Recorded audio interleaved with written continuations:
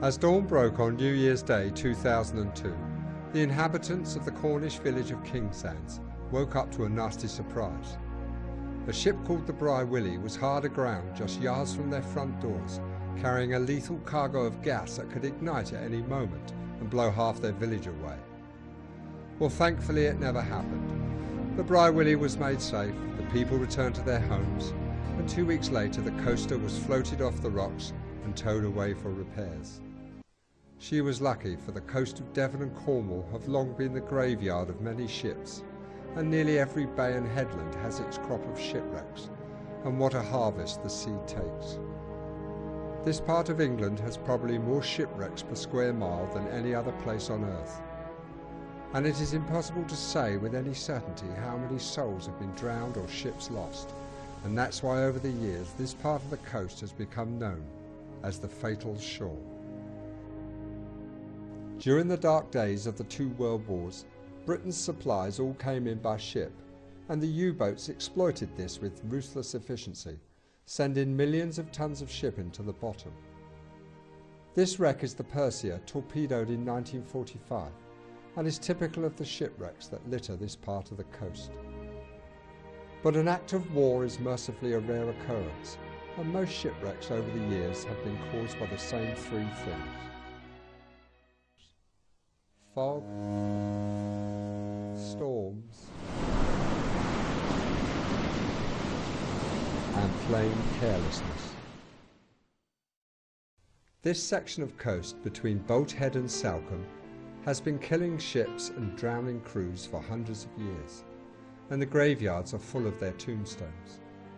But the most famous casualty of all was the Hertzogin Cecillie, which ran aground in Starhole Bay in 1936. She had the lot: fog, storm, and plain carelessness. This is now all that remains of the Hertzogin Cecillie, lying half buried in the sands of Starhole Bay near Salcombe. It is hard to believe that this scattered wreckage was once a living, breathing ship, the most famous sailing ship in the world. But at the time of her wrecking in 1936, the Hertzogin Cecillie was the fastest and most beautiful sailing ship of her time, and when she lay stranded and breaking up, thousands came to mourn her passing and to witness the end of an era.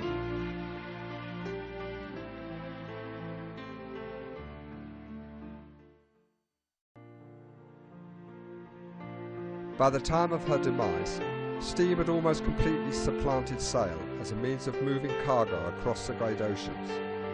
But in one area the sailing ship still had an advantage, and that was in the transportation of grain from Australia to England.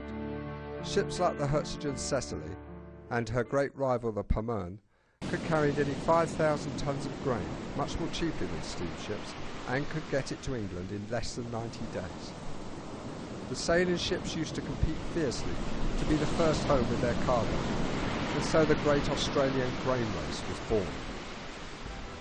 These huge ships, with their towering banks of sail, hurtled across the vast ocean in gale-force winds and mountainous seas, and soon caught the public's imagination all over the world. The ships, known as Windjammers, became huge stars, and none shone so brightly as the Hertzogin Cecillie. The public nicknamed her the Duchess, after the Duchess Cecillie von Prussen, a niece of the Kaiser, for whom the ship was named. Her fame reached new heights when she won 8 grain races in a row. People clamoured to pay for a passage on board her, and everywhere she went she drew the crowds. How could she now lie broken and forgotten at the bottom of the sea? Her story starts in Bremerhaven, where she was built by Rickmers in 1902 as a cadet ship for the North German Lloyd Line. She was a 4-masted steel bark, 314 feet long, with a gross tonnage of 3,242 tons. When the Great War started, the Hertzogin Cecillie was interned in Chile for the duration, but afterwards she was allocated to France by the War Reparations Board, and eventually she passed into Finnish ownership in 1921, being bought by Gustaf Ericsson, who owned one of the largest sailing fleets in the world. Ericsson appointed Reuben de Clue as captain. He was a highly competent seaman with a steady character and an independence of mind. Under his guidance, the Duchess prospered, becoming both profitable and famous. It was a partnership that Gustav Ericsson never wanted to end. But in 1929, de Clue wanted to retire, and he recommended his first mate, Sven Ericsson, to take over in his place. Sven was a distant relative of Gustav, and he was not very keen at first, as Sven's experience was quite limited. It would be a bold decision to appoint such an inexperienced master to the command of the most famous sailing ship afloat. But family ties were strong, and in the end Sven got the job.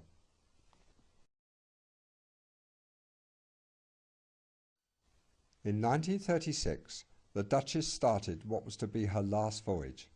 It was a grain race from Port Lincoln in Australia to Falmouth, and the voyage took her just 86 days, comfortably beating her nearest rival, the Pomone, by 7 whole days.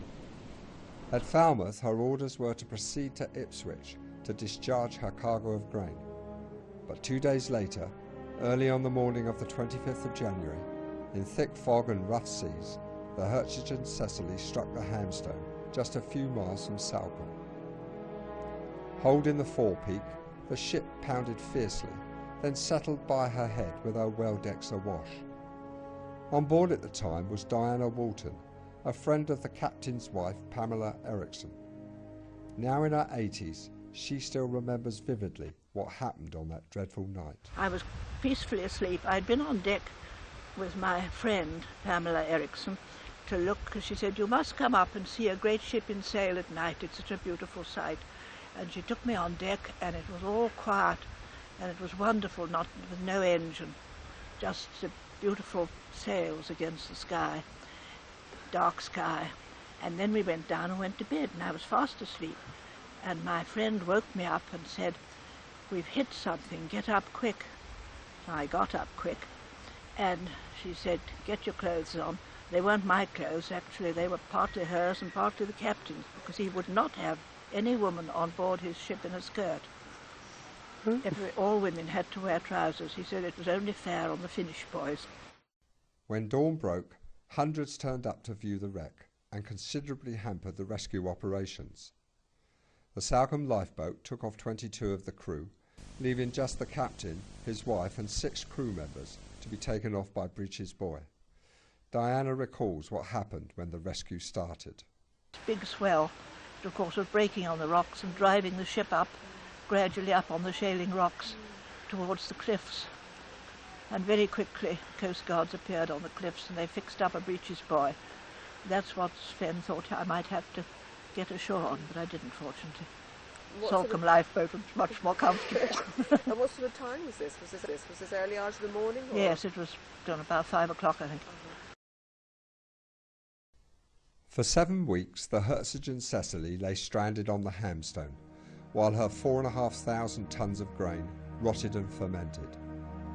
Eventually, the grain became so swollen that it started to crack the decks, and this seemed to galvanise the salvage attempts. By the 7th of June, enough of her rotting cargo had been removed to allow the installation of powerful pumps. And finally, on the 19th of June, the Hertzogin Cecillie floated clear of the Hamstone. The local council still would not let her be towed into Salcombe, fearing all manner of disease. So in the end, the Duchess was beached in Star Hole Bay, just at the entrance to the harbour. Unfortunately, what appeared to be a safe sandy bottom concealed rocks, and in the July gale she broke her back and her mast soon tumbled down into the sea. It was the beginning of the end. Ironically, if the Salcombe authorities had allowed her into the harbour, she would have been saved, unloaded and on her way long before the gales came. As it was, the thing that the council feared most happened. The grain washed out of the wreck and fetched up on all the beaches. However, it didn't cause any pollution, because the seagulls ate most of it and the rest just got washed away. So much for the experts. In the following months, all the fittings were stripped from the wreck, including the captain's cabin and his dining room, and of course a beautifully carved figurehead. All these went back to Finland, to the museum in Marienheim, the Hertzogin Cecillie's home port. Just down the road is the house where Gustav Eriksson lived all those years ago. He never forgave Sven for the loss of his flagship, so Sven and his wife forsook the sea and went farming in South Africa, where he died in 1954.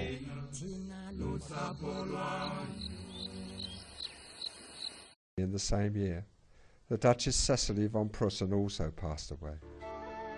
So now only the memory of that great ship lingers on, half buried in the sand, with only the fish for company, and the sea covering her like a shroud.